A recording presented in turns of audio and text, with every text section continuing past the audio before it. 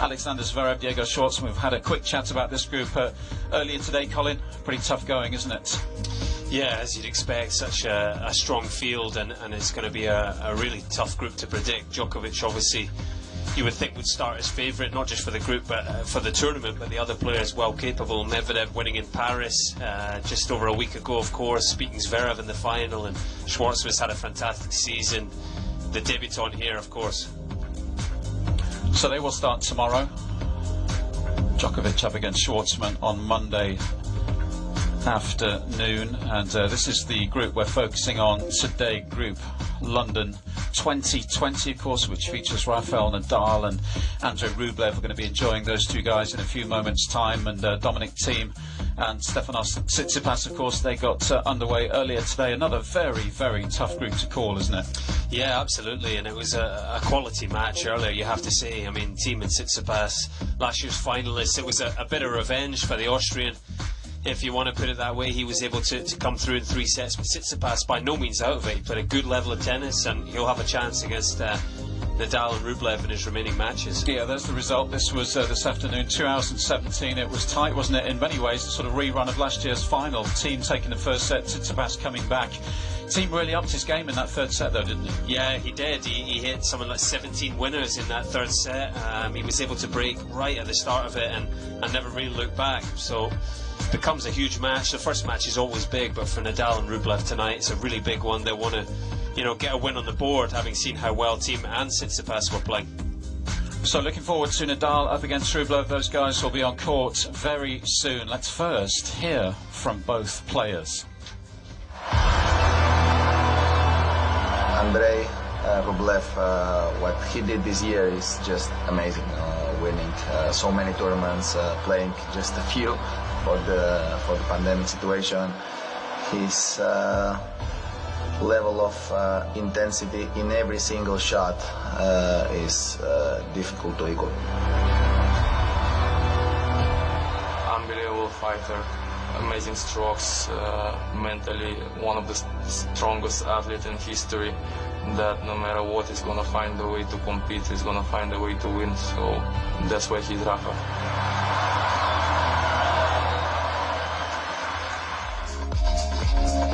So building up to what is our second singles contest of the week, let's take a look, Colin, at how these two players have qualified for this event. Of course, it's a slightly different scenario, isn't it, this year with the shutdown for 5 or 6 months, so we're taking into consideration some of the points in 2019. Those are the ones in the blue, but look how his points just take off like a rocket ship, don't they, at the end of this season? Yeah, the pulses there, if you like, as opposed to just the normal dots. They're the titles, 5 of them this year for Rublev. He leads the tour in that category, winning those 5. And yeah, as you say, winning the 2 ATP 500 titles at the tail end of the season has really catapulted him into this event. And he's spoken himself about how he wants to prove that he's at the level, not just to qualify, but that he belongs here. Take a look at how Rafa has qualified. Of course, he's been such a permanent fixture, hasn't he, at the season-ending championships over the years. Again, there's the total points at the top, 9,850. So one of the first guys to qualify, and of course he's done a pretty good job over the years, hasn't he, of producing his best tennis at the biggest events. That's been the case again over the last couple of seasons. Yeah, absolutely, and I just love Rafa's kind of straight white line here, because season after season he's so good. It's hard to add to what he achieved in 2019, but another strong season again, of course. So that's how both players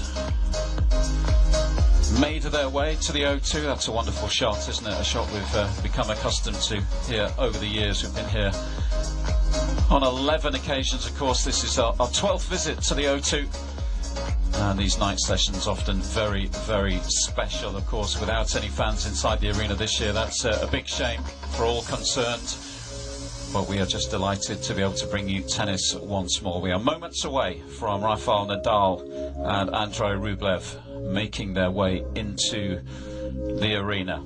Second singles of the day. Dominic Thiem, remember, a winner from earlier today against the defending champion Stefanos Tsitsipas. Here they are, backstage, familiar pictures for those of you who know this event well. Rublev ready to roll. And I think there's Rafa just behind, just taking his time and letting the youngster sweat, get that heart rate up. They'll be able to hear the heartbeat. The heartbeats will be pounding. Certainly for this guy, this is a new experience, isn't it? Yeah, Rublev's heart rate will be significantly higher than Rafa's right now, you would have thought. But, you know, he's absolutely earned his place here. You don't fluke your way to the World Tour finals. There's no doubt about that. It takes a season of great tennis, and he thoroughly deserves his place, as does Rafa Nadal, of course. Winner of a tour-high 5 titles in 2020, from Russia, Andrei Rublev.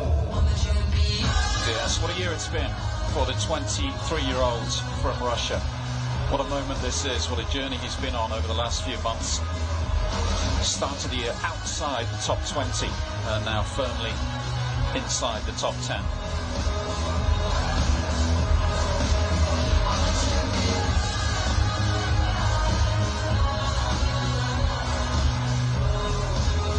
The Roland Garros champion from Spain, Rafael Nadal. Here he is, the 34-year-old from Spain, currently the world number 2. Of course, he's spent an awful long time at the top of the rankings during his career, 209 weeks to be precise. And another milestone just recently, his 790th consecutive week in the top 10. Just some crazy numbers that this guy has been able to achieve over the years, but as we've mentioned, he's never got his hands on this title before. That will be the goal this week, and I'm sure he'll have a slightly different feeling coming into London. It's often been a time of the year when he's been perhaps a little jaded, he's been carrying a few knocks, but certainly not the case this time, or certainly that's what he's been telling us over the last couple of days. So we hope he's fit and he's ready to roll, because I think whenever Nadal's playing his best tennis, it's a great spectacle for everyone involved, isn't it? Perhaps not Rublev this evening, but I think the tennis community as a whole, we want our superstars of the sport to be fit and playing well. Yeah, you're right.